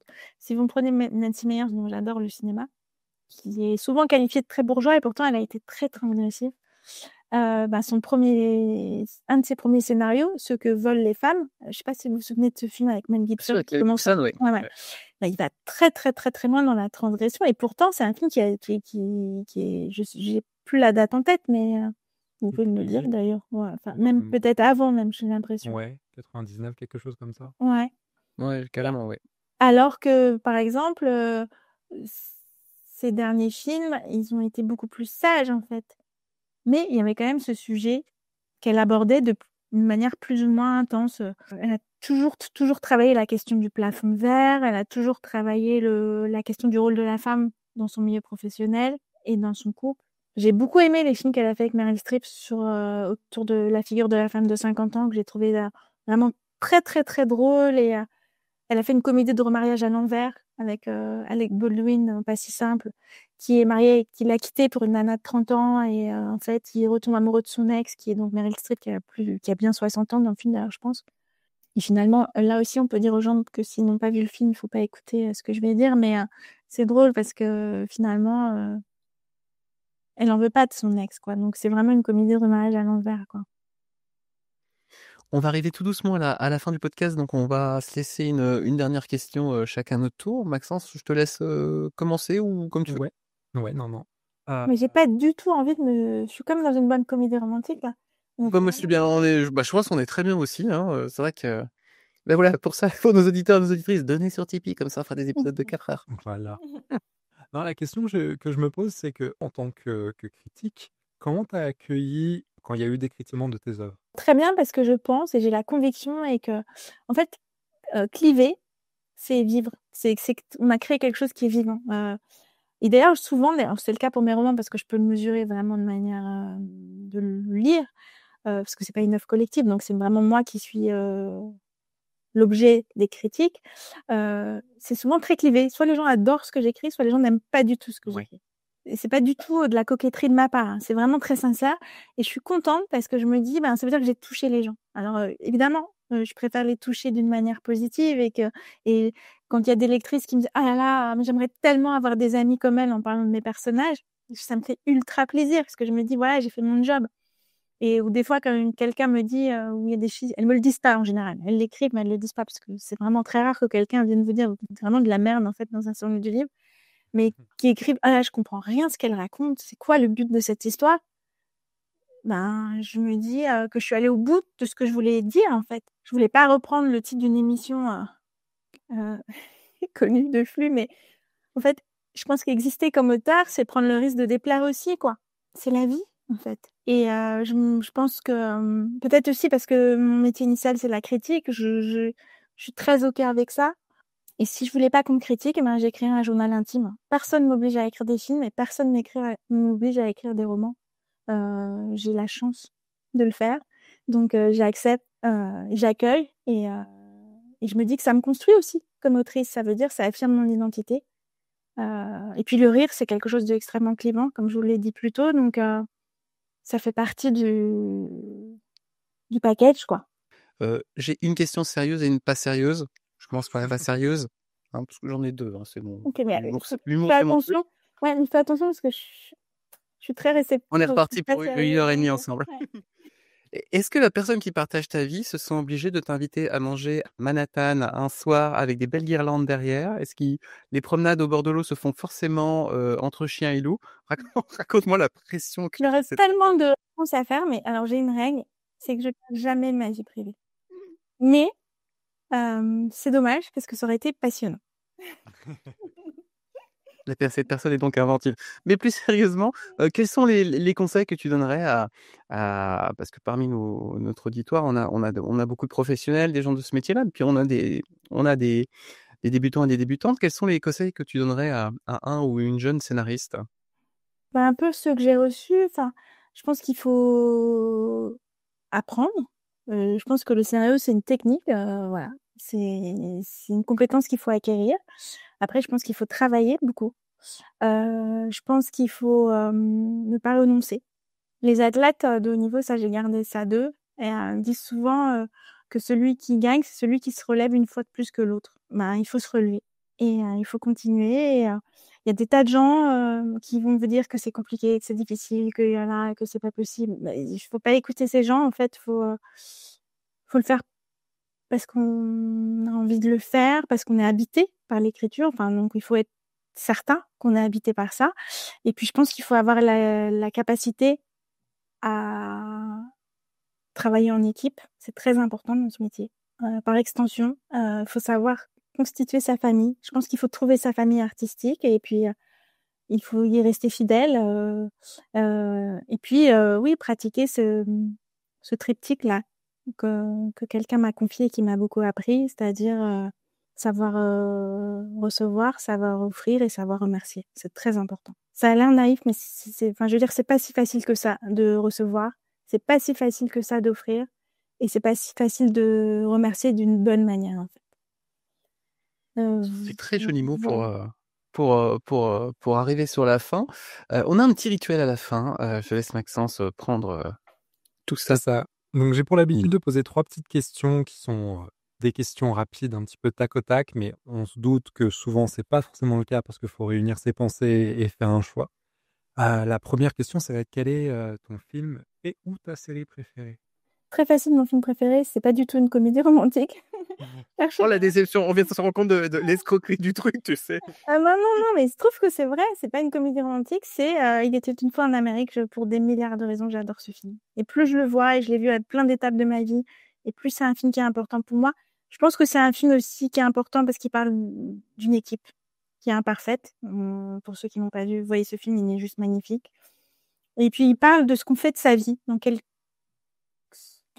l'intime est au cœur d'Il était une fois en Amérique, et surtout ce que je trouve très très très beau dans ce film, c'est ce qu'il dit à la fin, et c'est ce qu'on décide de retenir de sa vie. Et ça, je trouve ça assez bouleversant, en fait. Ça parle du libre arbitre, en fait, du regard qu'on peut poser sur sa relation avec les autres, et j'adore ce film. Et ma comédie romantique préférée, parce que quand même, ça serait vraiment... Non, je vais dire 3 films, parce que c'est impossible d'en dire une. Quand Harry rencontre Sally, Chantons sous la pluie et Tootsie. Super. Deuxième question, le scénario ou peut-être justement le roman que tu aurais voulu écrire?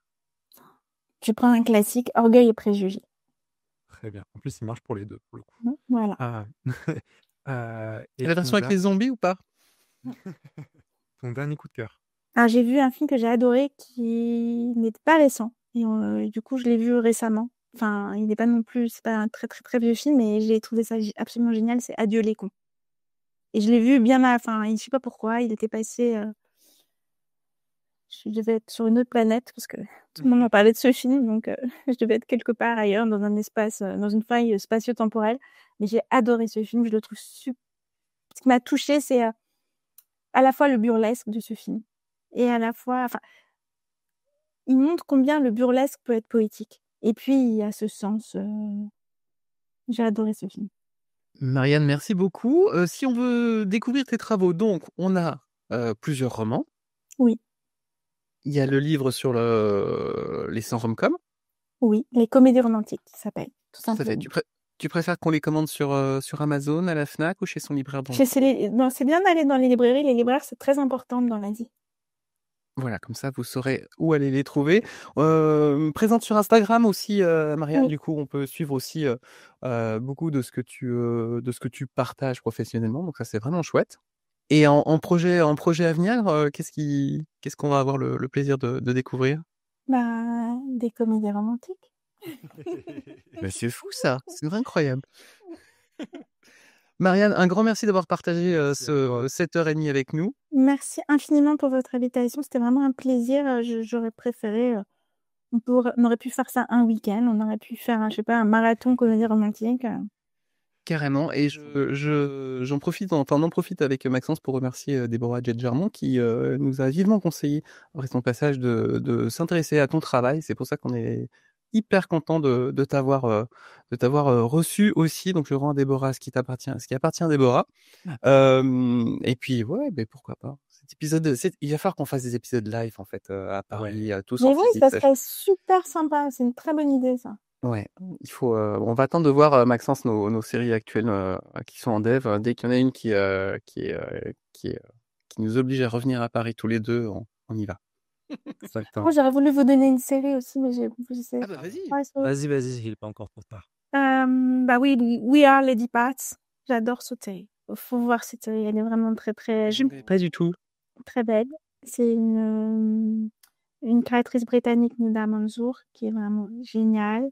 Faut voir Kiss Me Kosher, le film de Cheryl Pelley, qui est extraordinaire, qui est une comédie romantique un peu autofictionnelle, qui raconte la manière dont elle a raconté sa femme allemande et comment elle l'a présentée à sa famille à Tel Aviv.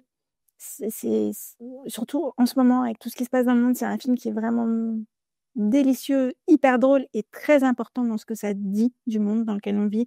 C'est vraiment un éloge de la tolérance. J'aurais tellement voulu vous en donner d'autres, mais j'en ai tellement d'épisodes dans la tête. Et j'ai pas dit mes séries préférées. Ah, mais vas-y. J'ai envie de rester plus longtemps avec vous. Allons-y, on joue les prolongations. On va dire chers auditeurs, à partir de là, il n'y a plus de questions. Regardez, vous savez, avec Maxence, on travaille quand même. On a des questions, on a plein. On les jette. Et là, maintenant, hop, on est en mode, on est avec. Alors, moi, série préférée, après, je me tais. Je vous promets, je me tais. Je suis très bavard. Alors, Entourage. J'adore cette série. J'adore, et justement, par rapport à la question de MeToo, on pourrait croire que voilà, c'est la masque toxique et tout ça, mais en vérité, les héroïnes, c'est les filles dans cette série. Et c'est quand même les garçons qui sont très imparfaits. J'adore Entourage, je la trouve super bien écrite, extrêmement drôle. J'adore Studio 60 on the Sunset Strip. Si vous n'avez pas vu cette série, elle est merveilleuse. C'est une série d'Aaron Sorkin, elle est très méconnue. C'est une saison. Matthew Perry de mémoire. Matthew Perry, exactement. Bradley Whitford, Amanda Pitt, Sarah Paulson. Ça raconte les coulisses d'un show, d'un late show aux États-Unis, et c'est vraiment très en miroir avec ce qui se passe dans la société américaine au moment où Aaron Sorkin a écrit. Aujourd'hui, avec ce qui se passe dans le monde, il faut se prendre une bonne dose de feel good intelligent. Il faut voir Studio System, c'est génial. Et très aimé, parce que j'adore le travail de c'est pas une comédie romantique, j'adore New Orleans. J'ai aujourd'hui des attaches un peu particulières avec la Louisiane. C'est magnifique, très aimé. C'est une série où il n'y a pas d'antagoniste, c'est une série où... Pour repitcher vite fait, je crois que c'est le passage d'un ouragan sur la Nouvelle-Orléans, c'est ça? Et en fait, les conséquences, on suit la reconstruction de New Orleans après Katrina. Et en fait, c'est tous les habitants un peu iconiques de cette ville, parce que à Nouvelle-Orléans, il y a la musique, il y a la culture, la musique et de la culture, mais je veux dire, il y a la culture traditionnelle, les Indiens, du Mardi Gras, il y a le Mardi Gras, il y a le rapport à la mort, et puis il y a la bouffe, c'est très important. Si un jour vous avez la chance, allez découvrir la cuisine à New Orleans. Et c'est merveilleux parce que c'est une série où il n'y a pas de méchants, en fait. Je sais qu'on bad guys, good guys, c'est très caricatural, mais il y a souvent des antagonistes dans un récit. Ici, c'est vraiment des gens qui essayent de se relever ensemble. Et de toute manière, je pense que c'est un peu ce qui ressort de notre échange, c'est que je me reconnais forcément là-dedans parce que pour moi, l'équipe, les autres, faire des choses ensemble, c'est ce qui rend l'expérience humaine singulière, et c'est la seule chose qui est intéressante. Donc, j'ai beaucoup aimé la déclaration de Karim Leclou quand il a eu son César en disant que voilà, c'était effectivement ce règne des gentils. Moi, j'aime beaucoup, surtout en ce moment. Maxence, une reco pendant qu'on y est. Tiens, c'est vrai qu'on l'a jamais fait tous les deux. C'est quoi ton dernier coup de cœur? Je t'ai piégé parce qu'en fait, moi, je sais de quoi je pense jamais, en fait, c'est compliqué. Surtout que là, en plus, je regarde beaucoup d'anciennes séries. Donc là, on est reparti sur Six Feet Under. Donc forcément, voilà, c'est un petit peu, on va dire, le dernier coup de cœur qui me vient en tête, mais c'est un coup de cœur que j'ai depuis très longtemps. Mais de choses plus récentes, je t'avoue, pour le moment, il n'y a rien qui me vient. Mais peut-être que tu pourras nous éclairer le temps que je réfléchisse. C'est surtout en film. J'ai vu le film Saturday Night sur la première soirée du Saturday Night Live, le grand late show de sketch aux États-Unis, avec John Belushi, avec toute la. Il y a beaucoup d'humoristes et c'est une soirée de chaos total. Donc histoire vraie, et c'est absolument génial. Et c'est filmé par le fils de d'Ivan Reitman de mémoire, je crois. Et c'est vachement bien. Et dernière petite chose, et après vous dire au revoir, promis. Le dernier Bridget Jones, pour moi, c'est le meilleur.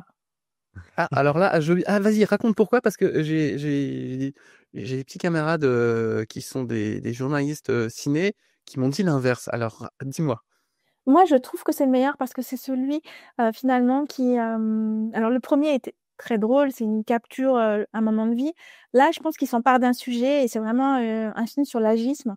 Et je trouve qu'il le traite de manière avec une jolie comédie et en même temps avec beaucoup d'émotions, et je pense que c'est le plus émouvant des 4 volets, et je trouve ça c'est très très rare que le 4e soit le meilleur film. Bon, bah alors, chers auditeurs, chères auditrices, vous avez plein de recommandations d'hier, d'aujourd'hui. Voilà, comme ça. Mais par contre, n'oubliez pas d'écouter le prochain épisode de Séquence. Ça sera un peu dommage quand même. Entre Sex and the City et nous, enfin, je veux dire, le choix est trouvé, quoi. Marianne, un grand merci encore pour ce moment que tu nous as consacré. On va continuer à suivre toutes tes actualités. On invite tous nos auditeurs et nos auditrices à suivre ce que tu fais. Et on te dit à très bientôt sur les réseaux. Oui, merci encore pour cette invitation. J'étais ravie d'échanger avec vous. Et je suis totalement partante pour un épisode live ou même pour un verre ou enfin, avec vous, bien sûr. Hein. Mais Gary, Un appel. je suis entièrement partante pour un verre, mais pas avec vous deux, par contre. Avec vous, non, mais je vais dire juste avec vous parce que forcément. Ça fait beaucoup de monde après. C'est ça. Ça fait beaucoup de verres en tout cas et je suis pas sûre de pouvoir boire autant. Ça marche, je le ferai pour 3. Bonne journée à tous, bonne écoute encore de cet épisode et des anciens épisodes de Séquence. Et n'hésitez pas, bien évidemment, à nous rajouter sur Instagram, à suivre effectivement aussi Marianne sur Instagram, à rajouter les fameuses 5 étoiles. Et cet épisode est clôturé. On vous embrasse très fort. Salut, salut. Salut. Au revoir.